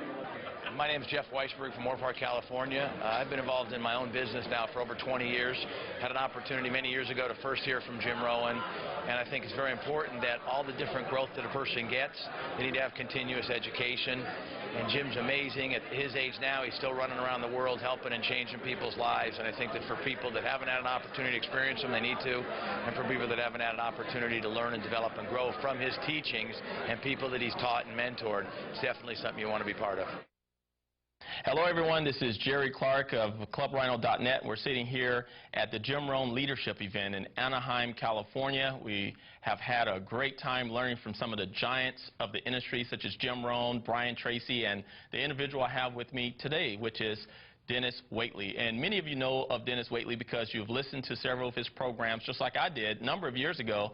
As a matter of fact, in 1986 is when I picked up some of his first training materials that I actually started learning from. The Psychology of Winning, all-time best-selling classic.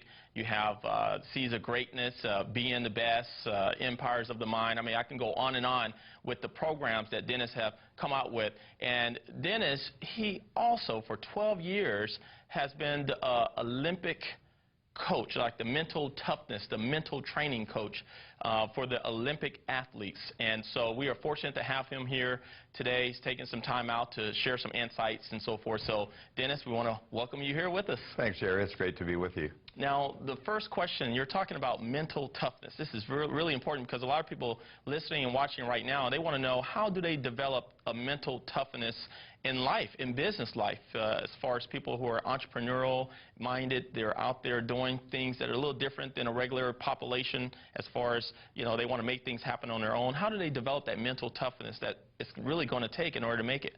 I think one of the first things is to always be prepared for a surprise, and the surprise is likely to be a negative surprise every day. Something's going to happen in your day, whether you're going to be late behind a train, your car's going to have a flat tire, something's going to happen to you, and the ability to be able to take molehills and continue to make them molehills instead of mountains, to look at problems as being normal. Problems are a normal part of change, so because we're changing so rapidly, there are going to be a lot of problems you face. And to look at failure as an event. That's the important thing. Failure is not a person. I'm not a failure. I've had a failure. I've had a temporary inconvenience. I've had a stumbling block. And the idea is to turn a stumbling block into a stepping stone and step on it rather than stumble over it. So I always say look at failure as the fertilizer of success. Wow. Fertilizer stinks. It smells, you know, I mean, you put it on your grass and say, wow, that guy's just fertilized his lawn. Sure, you fertilize your life with your mistakes. You don't wallow in them, you don't lay in them, you don't roll in them. You pick yourself up off your mistake and you learn from it and try not to repeat that same thing again. But you look at it as a temporary inconvenience. It's a detour. It's a detour in life is a failure. So are these the same principles that the athletes, the Olympic athletes use when they, or maybe they're in practice or so forth, and they do a routine and it doesn't work out the way they really felt it should have worked out, or they're actually in the Olympic Games and they don't win that gold medal? Typically they don't just give up and say, oh, forget it. You know, typically they come back 4 years later and they go at it again, and they're doing years and years of practice just to get back to that point. So are you saying it's the same type of mindset that it takes to be a champion in athletics that it takes to be a champion in business? Absolutely. There's two times when you use it, before you perform and right after. So it's called simulation and then replay. Wow. And the replay after a failure is as important as the replay after a success. So the idea is when you miss, you say, that's not like me, I'm better than that. That's not like me, come on, get with it. So you teach an athlete to slap his thigh and say, come on, that's not like you, let's get with it.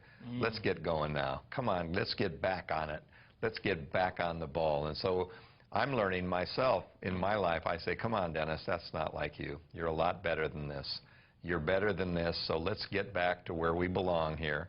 let's remember what we've learned. Let's slow down, take a deep breath, focus, relax, concentrate, and follow through. Next time, we'll get it right. The important thing is to look at a failure as an event, a single performance that you must take and make lead back to the original goal. The problem is most people say, oh man, I blew it. Oh gee. And they rest on that and they reinforce that mistake instead of taking it and correcting it to the target. So it's really important to do target correction. So basically what you're saying is that it's just all these are mental strategies, mental tools that we can use as kind of like reforming our self-talk. Instead of saying the negative, disempowering type things, say the positive and empowering type things. And so in order for a person to get to a point where they're used to doing that, because initially it seems like they have to consciously think about, making sure that they say an empowering word or empowering phrase. So to get to that point, does it require your regular reading books, going to seminars like the Jim Rohn leadership event we're at right now, listening to tapes and so forth? Does it require those type of things to even get to that point? Or can anyone who hasn't even done a lot of personal development just say, hey, I'm going to choose to have really good self-talk? Well, it's pretty hard to go cold turkey on anything, mainly because you don't really stop a habit, you replace a habit. And if it's habitual, a habitual way of talking or feeling or explaining, I call it the positive explanatory style versus the negative explanatory style. So I like to explain the explanatory styles. Yeah. Well, I like to interview people, and I ask them how it's going. And I ask them, if it's, what kind of day is it for you? And if the weather enters into the picture, then I know that it's not mental, because the weather is an external factor. So if the externals in life are the things that determine whether you have a good day or not, you're being, if you will, you're a thermometer. A thermometer is a passive device that lays there and tells you how the world is doing on the outside. A thermostat is what you set on the temperature that you want, then it controls the air conditioning and the heating. If you look at your body and brain as the hardware in your computer, and you look at the software as the things you put in your mind, you have a software program that drives the hardware. So the software is what you need to program with the instructions to have the computer follow directions. And so you tell the computer what you want it to do, and the software program determines the outcome of what the computer does. Most people don't know how to program their software to get the outcomes they want. And the sad thing is that most people's software has already been programmed by someone else. No question. And so now they're operating from that, right? Every day. Constantly. Yeah, it's been programmed by the evening news. It's being programmed by sitcoms, reality TV shows, commercials. They tell us what to eat. They tell us what to buy. They tell us how to dress. They tell us what to think. They tell us who to vote for. And we just listen and we say, wait a minute, I'm too smart for that. I'm not going to pay any attention to that. Too late. Wow. Observation, imitation, repetition. Right. Habit, practice, secondhand smoke, secondhand violence, secondhand. It goes in and sticks. And even if we don't want to do it, we do it anyway. That's called the perception to buy. The advertising manipulates perception, so you buy what they want you. And the same thing is true with self-talk and controlled thinking. Makes you control your habits so that you do maybe what's good for you. And the question is, who's putting what into your mind? Is it junk food in your mind, or are you putting in some stuff that really makes your mind work well? Wow. And so basically what you're talking about is that even if someone says, I'm not really watching TV to watch the TV, I have it on. So, they might be sleeping and they have the TV on. But what you're saying is if all that positive stuff going in, it's like if you put something, you got something in your throat and you have to cough, you got to get it out, right? Yep. Okay, and then if you got to get it out, and if you keep it in, then what's going to happen is, it's just going to stay in. It's still there. So are you saying that no matter what, it still comes in, even if you just have it like secondhand TV, so to speak? Well, yeah, it's true. It does go in unless you're asleep. There's been a misnomer. In other words, you really don't learn while you sleep. So sleep learning, the Russians tried it, and the important thing about sleep is you need to dream. And you dream about every 30 to 40 minutes. You go down into a deep sleep, come back up and have a dream. So you have so many dreams per night. If you tried to learn stuff while you're asleep, it would interrupt your dreams. and you would be irritable, and you would actually be a little bit paranoid. So the best time to get inputs is when you're relaxed, not paying any attention to it.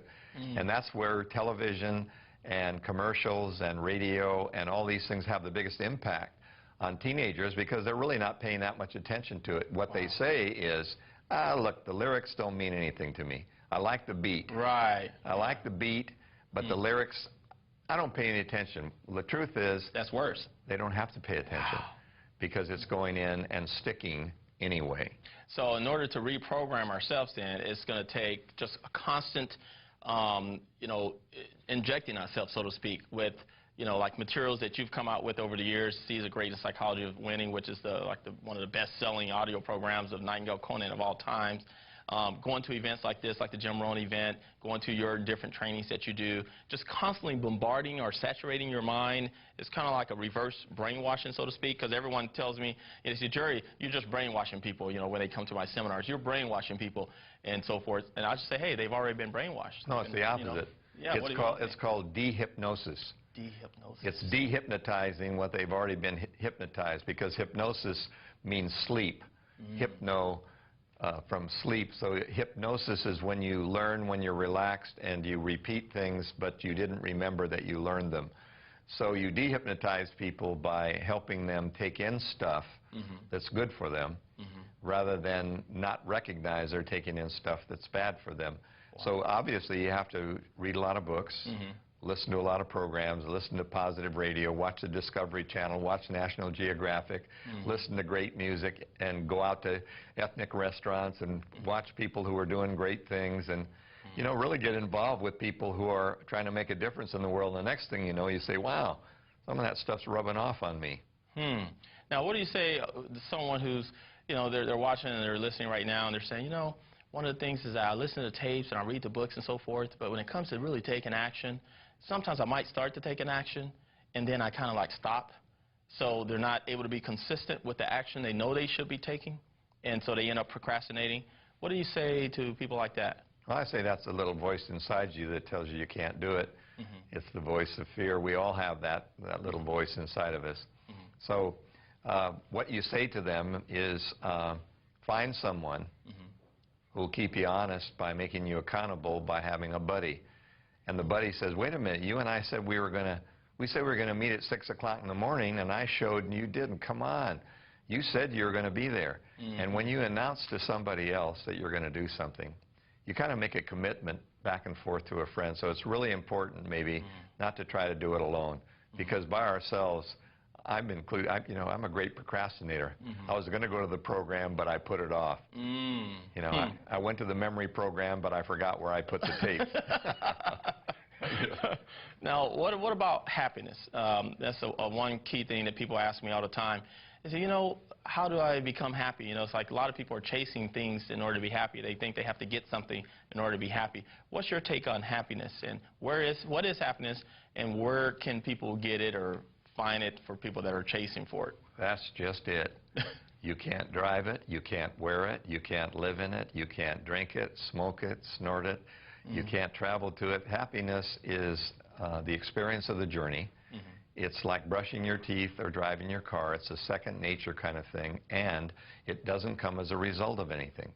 Because if you're waiting for results to make you happy, they're going to be good results and bad results. So you'll be happy sometimes and sad other times. The experience of happiness becomes a way of looking at everything. And so I am happy because that's the way I am, because that's the way I've been thinking. But it isn't a result of anything that's happened to me. I just decided to be a happy guy. And so when I look at something, I say, can do, no problem. That's not going to make me unhappy. And they say, come on, you just came back from Africa. There are 400,000 child refugees from AIDS over there. Don't tell me that doesn't make you sad. I said, it makes me compassionate. It makes me want to do something. It makes me grateful that I live where I live. It makes me not want to waste. It makes me want to help them. But it can't make me unhappy, because if it makes me unhappy, I wouldn't have the energy or the excitement to help them. I wouldn't have the passion, because passion, in my case, comes from being excited and being happy. And that's powerful, is that it's a choice. And that's a really Happiness is a choice. It really is a choice. And people say, come on, how Can't can be I that easy, right? How can I be happy? You say, well, try it. You know. Because for people thinking that it's going to take something else, when they get that something else, then they start to realize, well, maybe this is not it. Maybe it's going to take something else. So they're always looking for something else to make them happy. And that's probably one of the reasons that actually causes some of the addictions and some of the things that we have, is because once they realize it's not that, they start feeling depressed. And, oh, my goodness, what is it? And then they start all this addictive behavior. Well, a lot of there's an answer to a riddle, too. And the riddle is, do we sing because we're happy? Or do we become happy because we sing? But yes, the answer is true. So let's say you're not happy. I believe that if you sing a happy song, the lyrics and the tune will create more happiness in you. So as simple as it sounds, if you're singing a happy song, the mind doesn't know the difference that you're unhappy or happy. So when I sing, you know, it's like whistling when you're afraid. Right, exactly, yeah, that's right. You say, why are you whistling? Well, I'm afraid, and I'm trying to whistle myself out of being afraid. Well, it really happens that way. And so I try to sing a happy song in life, even if I'm not really happy at the moment, and it gets me back into where I think I belong. Wow. So as we're wrapping up here, why do you feel it's important for people to come to events like the Jim Rohn Leadership event that we're at right now, and all the different trainings that you do and Brian Tracy does and all the other trainers out there that have great and valuable information to share? Why do you think that's important for people who are listening or watching right now to constantly engage themselves in that type of activity? Because 90% of what you'll ever see and hear is negative on a daily and nightly basis, and you have to do something to overcome that. And I think Zig says it best, you know. He and I started speaking together about 1974. Wow. And he said that just because you take a bath, that doesn't mean you don't need to take one tomorrow. Wow. So one bath does not make you clean, and therefore one seminar does not change your life. Billy Graham and I are really good friends, and he said, I don't change lives, Dennis. I give them information, and I give them maybe a little bit of input to cause them to think a little more. But he said they'd have to come to hundreds and hundreds of meetings before they would decide to really make a change. So I think these meetings are catalysts. They're constant reminders that we can do this stuff if we just keep that more in mind than the evening news. That is excellent. Now, I know that people that are listening and watching right now, they can go to jimrohn.com and find some of the materials that you have, but you also have a website that have a lot more materials that they're not going to be able to find there. Is it DennisWaitley.com? Sure, they can go to DennisWaitley.com or just Waitley.com, just WAITLEY.com. Okay, and if they go to Dennis, they spell it with one N. Yes. Yeah, if they go to Dennis Waitley, yeah, I'm a one-N Dennis. My mom lost an N. Well, Dennis, we appreciate your time, your energy, and I thank you personally for over all the years of coming out with the empowering information that actually empowered my life and actually allowed me to create millionaire status and be able to produce great results in my life and go out there and share with other people. So on behalf of myself and all the other people at this Jim Rohn Leadership event and all the other people that are watching and that are listening that don't happen to be at this event right now, we want to thank you from the bottom of our heart and say keep up the great work out there and keep empowering people like you do. Thank you very much, and you've got the baton for the next generation. Thank you. I'll gladly hand it to you. I appreciate that. Thanks. Thank you.